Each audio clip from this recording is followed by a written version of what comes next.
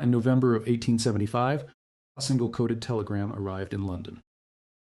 It was not sent to the War Office, nor was it delivered to the admirals of the Royal Navy. Iced directly onto the desk, Prime Minister Benjamin Disraeli. Inside that cable was a secret that could reshape the geopolitical balance of the Eastern world. Over 3,000 miles away, Cairo, the ruler of Egypt was quietly collapsing into financial ruin. Khedive Ismail Pasha, desperate to satisfy his European creditors, had decided to sell his nation's greatest asset. He was putting his entire 44% stake in the Suez Canal up for auction. For 400 years, the fate of empires had been decided on the battlefield. Sovereignty was carved out with bayonets, heavy artillery, and naval blockades. On that cold November afternoon in London, Disraeli realized something far more profound. The map of the world was no longer being drawn by military generals. It was being written inside the ledger books of international banks. If France bought those shares, Britain would be cut off from its greatest colonial prize, the Indian Empire. The sea route to Asia, which once took 3 agonizing months around the Cape of Good Hope, had been reduced to just 3 weeks through Suez. To lose control of that narrow strip of water through the Egyptian desert meant losing control of global trade itself. There was only one problem. The British Parliament was adjourned for the winter holidays. The British Treasury, bound by strict constitutional laws, could not release a single bang-on without parliamentary approval. An emergency session of Parliament would take weeks. By the time the politicians debated, the French financiers in Paris would have signed the deed and locked the gates of Suez. Benjamin Disraeli had less than 48 hours, that is 4 million bong-on in liquid cash. In 1875, 4 million pounds was an astronomical fortune, equivalent to billions of dollars today. Such a state was legally powerless. The Royal Navy was anchored in port. And so, the Prime Minister of the world's greatest empire did what any desperate borrower would do. Bypassed Parliament, ignored the Constitution, and turned to a private banking house. Most history textbooks teach that the British Empire acquired the Suez Canal through masterstroke diplomacy. They describe it as a triumph of strategic foresight, and imperial strength. But if you open the original financial ledgers from that week in November, you discover a very different story. And you discover that the backbone of global maritime trade was bought on a private overdraft. It was secured in a dining room, signed with a private check, paid for with the sovereignty of an entire nation. This is not just the story of a canal. This is the hidden history, how a private loan bought an empire. How a nation was drowned in debt, long before the first foreign warship ever opened fire. Understand how Egypt lost the Suez Canal. First understand how it was trapped in credit. In the mid-19th century, Egypt was technically a province of the Ottoman Empire, but ruled with near total autonomy. It was a land of immense agricultural wealth, sitting at the geographical crossroads of Asia, Africa, and Europe. Khedive Pasha came to power in 1854. He shared a grand vision with European developers. Wanted to cut a shipping channel through the Isthmus of Suez, connecting the Mediterranean Sea directly to the Red Sea. A French diplomat and engineer named Ferdinand de Lesseps presented the plan. The Suez Canal Company was formed, promising to revolutionize global commerce. At first, British politicians mocked the project.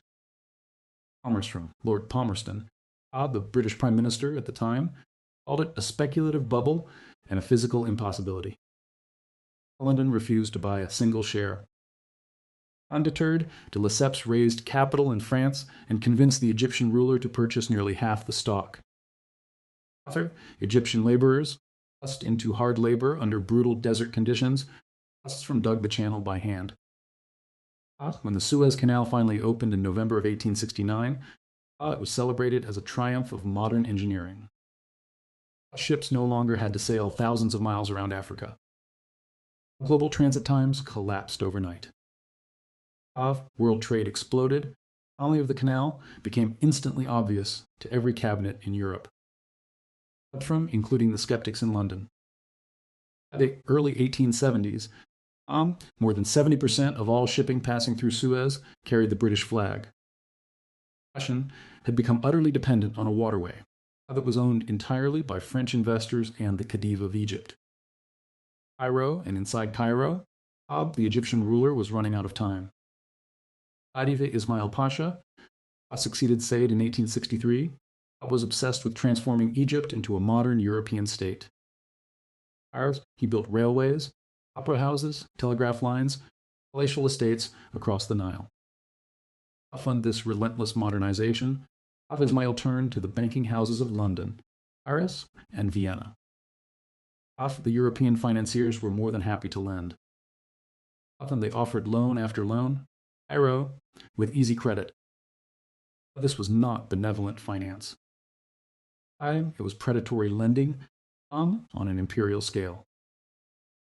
When European bankers issued a £10 million loan to Egypt, they routinely charged exorbitant interest rates, from between 12 and 20%.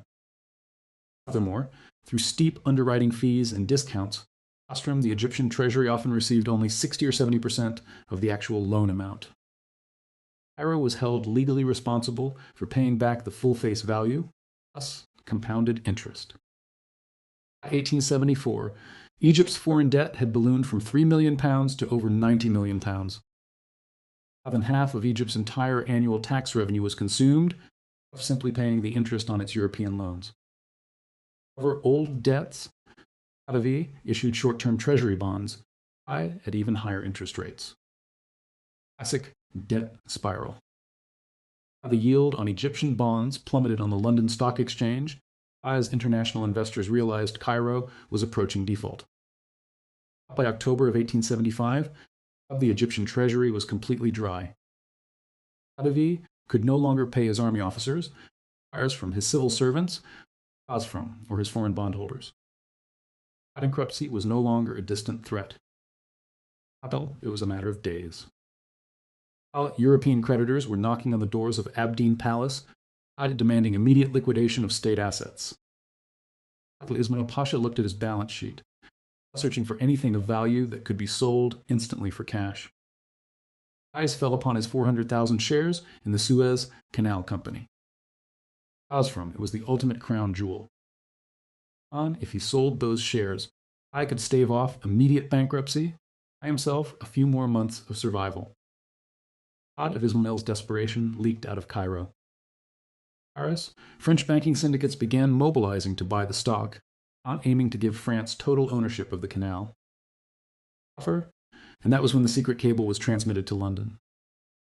On November 15, 1875, Benjamin Disraeli received a confidential dispatch from the British Consul General in Cairo. The message was clear. Khedive was preparing to sell his 44% stake in the Suez Canal to a French banking group for 100 million francs. Disraeli immediately grasped the strategic disaster unfolding before him. If French investors secured those shares, France would hold over 85% of the Suez Canal Company. Paris would have absolute control over the maritime highway to British India. They could raise transit tolls on British merchant ships at will, close the canal entirely during a European conflict. Disraeli summoned his cabinet for an emergency meeting at 10 Downing Street. He argued that Britain had to buy the shares directly from the Khedive, cost what it may. The cabinet agreed on the strategic necessity, against a wall of legal impossibility. Under British constitutional law, public funds could only be spent with the explicit consent of Parliament. Parliament was out of session until February. Chancellor of the Exchequer, Sir Stafford Northcote, warned Disraeli that the British Treasury could not legally release a single penny. Even the Governor of the Bank of England confirmed that he could not advance public money without an Act of Parliament. If Disraeli waited until February to ask Parliament for an appropriation, French would buy the shares within 48 hours. Diplomacy was useless. Thus, from the law was an obstacle. And the clock was ticking. Ozzy knew that in the high-stakes game of imperial geopolitics, our money talks faster than treaties. He needed a private entity with enough liquid capital, rival a sovereign treasury. Last, he needed a partner who could make a multi-million-pound decision, from without a parliamentary debate. As the cabinet meeting concluded, Disraeli turned to his private secretary, from Montague Corey. He gave him a short, from verbal instruction. Corey was told to walk out of Downing Street, across the city, and head to New Court in the heart of London's financial district. He was going to the headquarters of N M Rothschild Sons. Master Montague Corey arrived at the offices of Lionel de Rothschild, from the head of the British branch of the famous banking family. Rothschild was sitting at his desk, finishing a plate of mutton, when the Prime Minister's secretary entered the room. Corey delivered Disraeli's message directly. The Prime Minister needed 4 million bongong in cash. He needed it by the very next morning. And he needed it without any public announcement, parliamentary authorization. Lionel de Rothschild listened quietly, picked up a muscat grape, got it, and looked at the young secretary. Last, he asked a single, famous question. What is your security?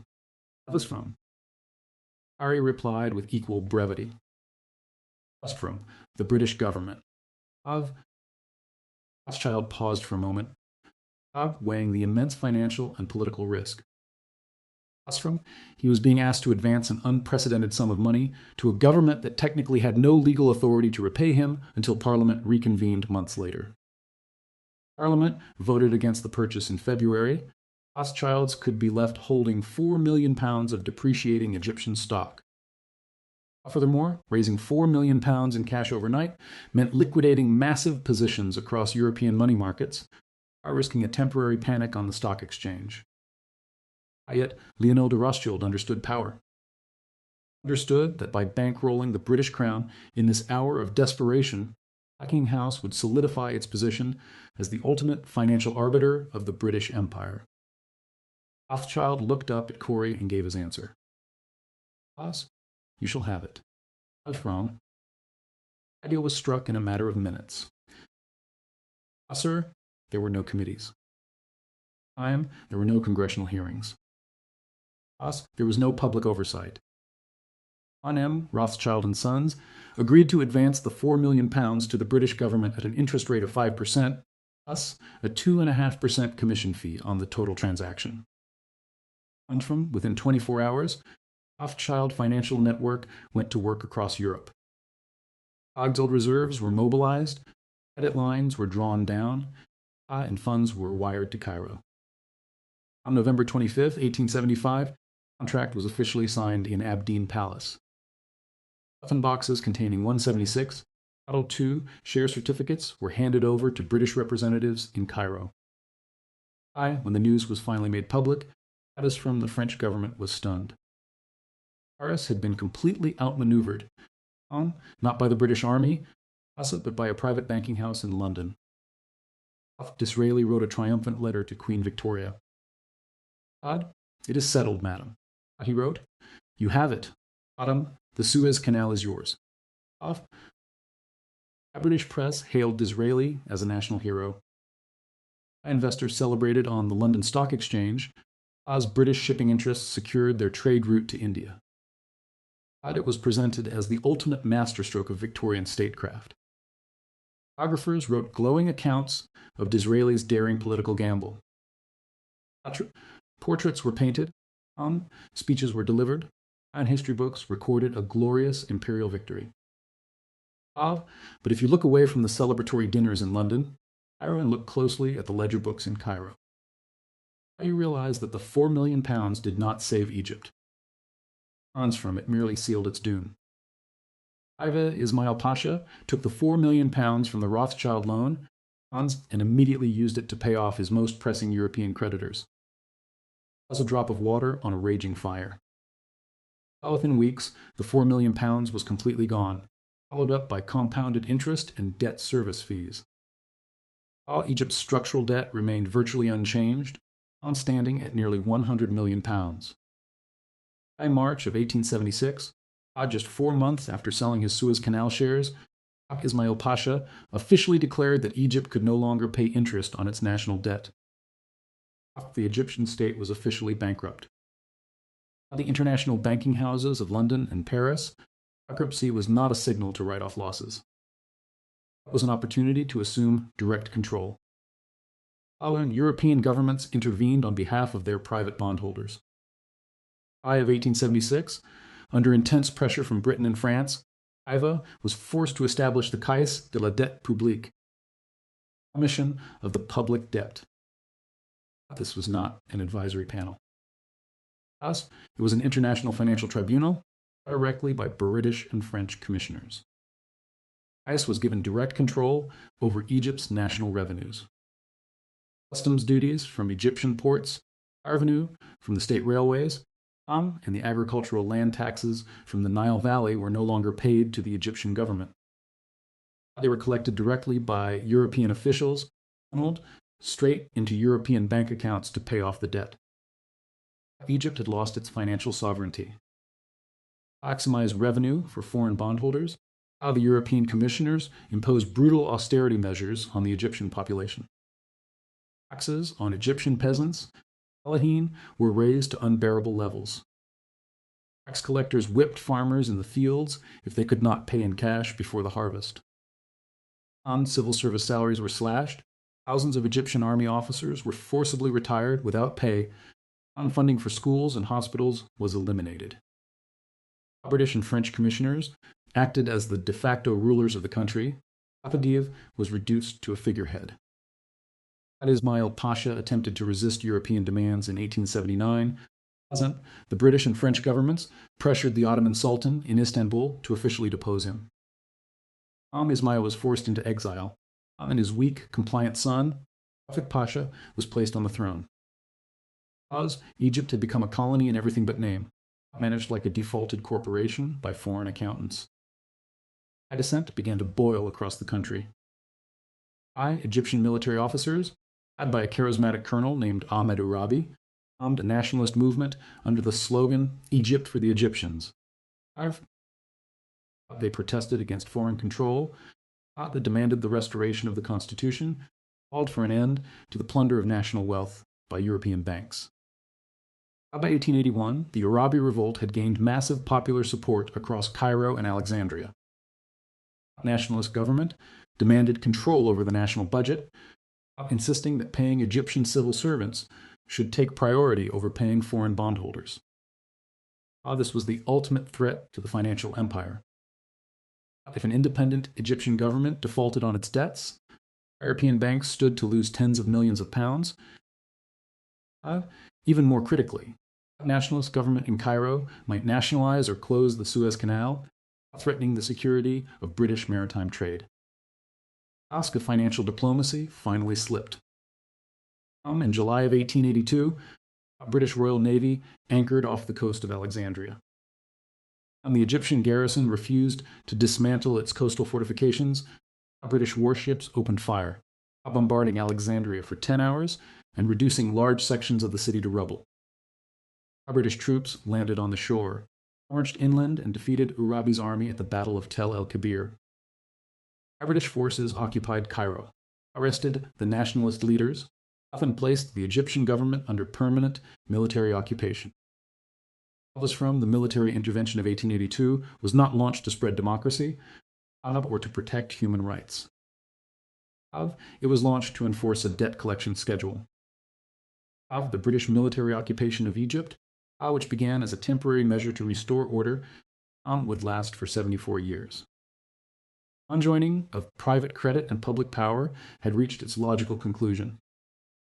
First came the predatory loans. Then came the debt default. Then came the Financial Commission. Finally came the warships and the Army of Occupation. When you look back at the Suez Canal Deal of 1875, you see the blueprint for modern geopolitical finance. Medical textbooks celebrate Benjamin Disraeli as a visionary statesman who bought an empire with a brilliant stroke of initiative. They praise the Rothschilds for their financial power, portray the Suez Canal as a grand monument to Victorian progress. But when you read the hidden ledgers of history, a far colder reality emerges. The £4 million advanced by Lionel de Rothschild was never just a loan.